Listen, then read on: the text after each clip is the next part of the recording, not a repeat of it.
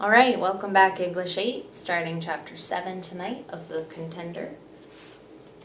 Here we go. Chapter 7.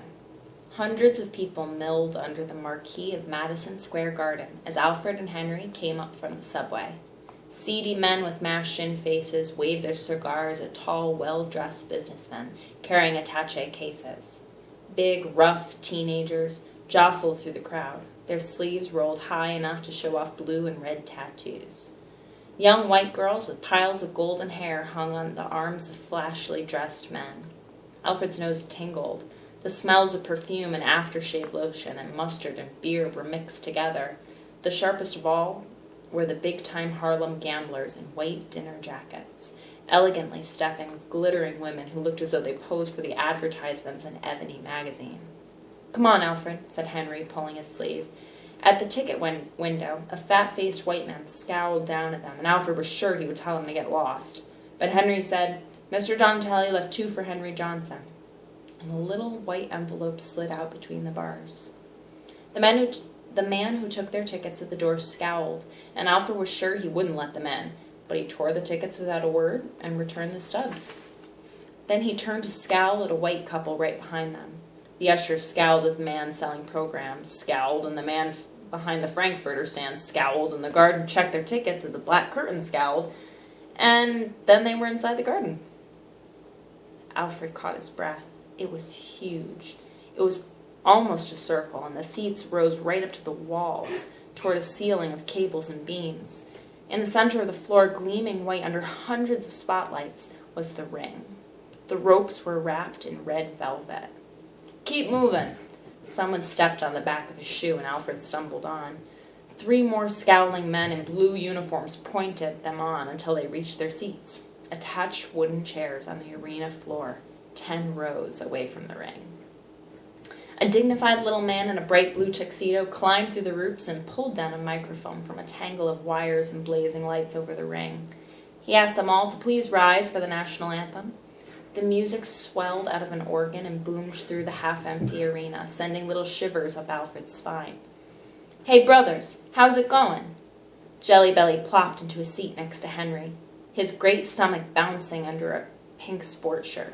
He peered over at Alfred. "You the one nearly got caught in the middle of that thing today?" "Yeah, didn't recognize you in the Sunday suit." Self-consciously, Alfred began to loosen his tie, but Jelly Belly tapped his hand. "Don't, brother, we need a little class around here." "Did you see Willie?" asked Henry. "Just came from him," said Jelly Belly. "How is he?" "He's Willie, you know what I mean. Mr. Donatelli's in there telling him just how to fight Becker, and Willie's nodding his head, and everybody knows, sure as hunger, Willie's going to go in there and do it his way." "I read in the paper coming down here," said Alfred, "that Willie Streeter could be the next champion."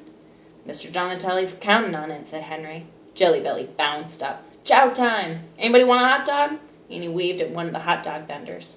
"Hey, Jelly," said Henry. "You know, Mr. Donatelli and you got to cut down on all that. You lightweights got to worry about the pound," said Jelly, winking at Alfred. "But us heavies need to keep up our strength." The preliminary bouts were a blur of bodies and punches for Alfred, but he jumped up every time Henry and Jelly did. He nodded when Jelly poked him and said, "Some hook Chico's got, huh?"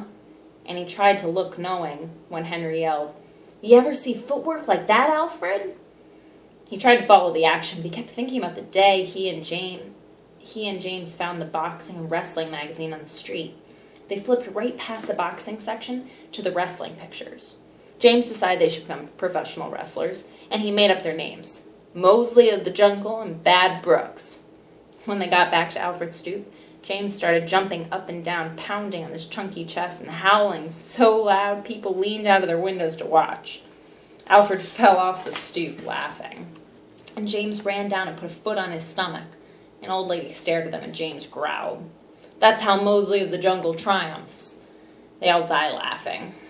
Alfred tried to push the thought away and concentrate on the fights. "Here we go," said Henry. Mr. Donatelli, solid and square, moved down the aisle, clearing a path for Willie Streeter, a tall, handsome Negro who waved to the crowd. He wore a white robe with his name on the back. Bud Martin and Dr. Corey were right behind him. The crowd started cheering and clapping, even before Willie slipped gracefully through the ropes into the ring and sat down on a three-legged stool.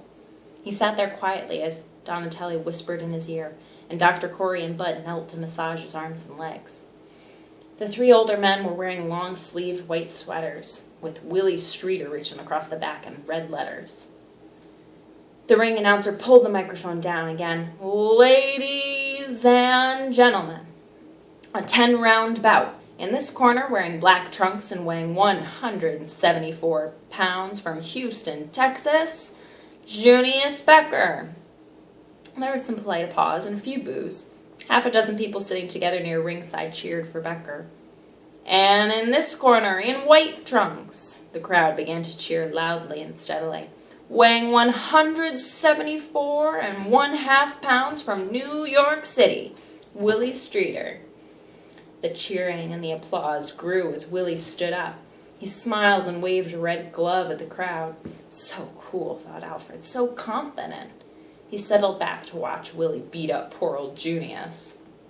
The first few rounds were slow. Willie and Junius were circling, throwing out punches that were easy to duck or knock away. Henry was squirming in his seat. "Stick him, Willie. Keep him off balance." Jelly, his voice becoming shrill, shouted, Move on in on him, Willie. Please, Willie. Willie?" Between the rounds, Willie nodded as Donatelli whispered in his ear. Alfred tried to imagine himself up there taking a long drink of water from a taped-up bottle in Bud's hand, spitting it out in one long stream into a bucket, opening his mouth so Dr. Corey could jam in the white mouthpiece. The bell rang, and both fighters rushed together. Willie's left arm pumping out like a machine, slamming into Becker's face, rocking him backward against the red velvet ropes. "Keep on in him, Willie. Don't let him rest," shrieked Jelly. Henry shouted, "Stick, stick! Look at him, Alfred, he's—" Whatever Henry said next was swallowed in the crowd's roar as the two fighters smashed into one another, banging heads and stumbling backwards. Becker fell to one knee and his gloves on the canvas floor. The referee began counting. 1, 2, 3. Becker shook his head as if to clear it. 4, 5, 6. And he climbed to his feet. 7, 8. The referee wiped Becker's gloves and the gray shirt and stepped aside, signaling the two men to continue boxing. Suddenly, the crowd went, "Oh!" and Jelly leaned toward Alfred. "He's hurt." Willie was bleeding. It looked like a deep cut to Alfred, right in the outside corner of Willie's left eye. "Willie's in trouble," said Jelly. Alfred saw it immediately. Becker was aiming his punches at the bleeding eye, and all the fight seemed to be draining out of Willie. He wasn't attacking anymore. He was just dancing backwards, his gloves up in front of his face. Becker rushed in, punching away at the unprotected belly. All Willie's coolness and confidence seemed to be gone. At the end of the round, Donatelli, Bud, and Dr. Corey swarmed over Willie. Bud moved in with a gob of yellowish paste on the tip of his finger, but the manager waved it away. He peered at the cut eye and called over the referee, and suddenly the crowd was booing as Junius Becker was waving his arms, and Willie Streeter was trying to struggle away from Bud and the dentist. "What happened?" asked Alfred. "Technical knockout, TKO," said Henry. "Mr. Donatelli had the fight stopped." The crowd continued to boo as Donatelli and Bud each grabbed one of Willie's arms and dragged him down the ring steps and up the aisle. Jelly jumped up. "Come on," he said. It took them 15 minutes to work their way through the crowd, even with Jelly's belly leading the way. On all sides the booing rose, and a man cupped flabby hands around his mouth and yelled, "Yes, sissy, I cut myself worse shaving every morning." They finally entered a long, dim tunnel. A big guard stood cross-armed in front of a closed door. "Sorry, fellas, you can't come." "Oh, Jelly, how are ya?" He unlocked the door and waved them into a large room, bare except for some benches and old lockers. Willie was sitting on an upholstered table, clenching and unclenching his taped hands as the doctor worked on his eye. Donatelli was whispering to him, and Bud and Dr. Corey were shaking their heads. Two men with state athletic commission badges on their jackets were staring up at the ceiling. The only other person in the room, a husky young man with a broken nose, came over to Jelly, his hand outstretched. "My man Spoon," said Jelly, grabbing the hand. "What's the mood?" Not good, whispered Spoon, loosening his tie from his button-down collar. How's Willie taking it? We'll see in a minute. The doctor put a strip of white adhesive tape over Willie's cut and left. Willie touched it and tapped it, blinked his eye, and whirled on Donatelli. I wouldn't have won, and you know it. I wouldn't have won that fight. I would have won that fight. I would have. The manager's face reddened, and it seemed to Alfred that he swallowed down something he was about to say. Look, Willie, do you want to go through life with one eye for one lousy fight? Nothing wrong with my eye, yelled Willie, as Donatelli, his mouth a slit, turned away. You can't even look at me after what you did, throwing in the towel like that. Talk about it tomorrow, said Donatelli. Right now, yelled Willie, jumping off the table. His eyes swept his audience, all looking at their shoes. If you're scared of a little blood, I can get a manager who isn't. Go right ahead, said Donatelli. You watch your mouth, growled Bud, grabbing Willie's arm. And after what you did in there tonight, you ought to be down on your knees to that man, give you a way to save your gutless damn face. Bud, leave him alone, said Donatelli. No chance, Vito, said Bud. Willie tried to jerk his arm loose, but the thin fingers tightened. You never did know the difference between pain and injury, did you, Willie? You was always so... Leave him alone, said Donatelli. He looked very tired. Spoon raised his eyebrows at Jelly, who nodded and gently pushed Alfred and Henry towards the door. We better go. Out in the corridor, the guard touched Jelly's shoulder. What's going on in there? Nothing much. What's all the yelling? Very painful stitches, said Spoon, his dark face expressionless. Oh. The four of them walked toward the red exit sign. Spoon was shaking his head. Too bad. Mr. Donatelli was really counting on Willie to go all the way. But it's just one defeat, said Henry. More than that, said Jelly. Willie showed some dog tonight. Dog? Asked Alfred. It's true, said Spoon, stopping. It was a bad cut, but if Willie had forgotten about it and kept pressing, Becker would have won. He might have even knocked him out in that round, but he got scared. It was the first time he'd ever gotten hurt, really hurt, and he got scared. The way he concentrated on protecting that eye left him wide open, and Becker was sure to hurt him somewhere else. Mr. Donatelli saw that and stopped the fight to save him from being hurt, and to save him, I think, from showing himself a coward in front of everyone. I can't think of another manager who would have done that. Me either, said Jelly. He grinned. Same old Spoon, you're still giving lectures. Spoon smiled and opened the exit door. Sometimes I forget I'm not in front of a classroom. A crowd of older men stood in front of the garden arguing about the fight. A workman on the ladder was pulling Willie Streeter's name off the marquee letter by letter. I'm driving uptown, said Spoon. Can I give anyone a lift? Thanks, said Jelly. But I got a girlfriend lives around the corner. I promised to do her a favor tonight. She goes to cook and baker's school, and I'm going to check her homework. Same old Jelly Belly. I'm a growing boy, Spoon. I think these guys are going uptown. You know Henry Johnson? And this is a new tiger come around the gym. I don't even know his name. Alfred Brooks. Hi, I'm Bill Witherspoon. He shook hands with Henry and Alfred, tapped the front of Jelly's pink shirt. School's out in a few days, Horace. I'm coming up to the gym, see if I can whip some of that belly off of you. All muscle, said Jelly. Be good, men. Spoon's car was an old blue Plymouth, and the three of them squeezed into the front. The back seat was covered with papers and books. Sorry you're so crowded, he said, moving the car into traffic. But I'm studying for my permanent teacher's license, and I've been collecting every scrap of paper I can get my hands on. He stopped for a light and looked at Alfred. You want to be a fighter? I'm going to try, said Alfred. The light changed, and Spoon looked away. Alfred watched the streetlights play on Spoon's face. There were thin scars around his eyebrows and 2 crossed blue scars on the bridge of his battered nose. I saw your name on a fight poster up in the gym. Did you? Spoon smiled out of the traffic.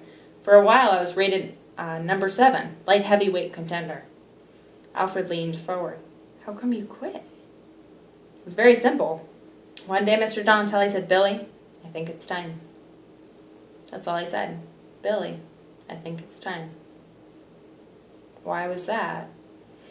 I was beginning to take too much punishment. I was winning, but I was starting to get hit regularly. This thing, he touched his nose, was a big part of it. I argued, of course, but there isn't much part or arguing with the boss unless you're right, and he's just testing you. He told me he felt I should go back to college full-time, taking a few courses at night. I had the money. He made me save while I was going good, and I still had my eyesight and my hearing and my brain in one piece.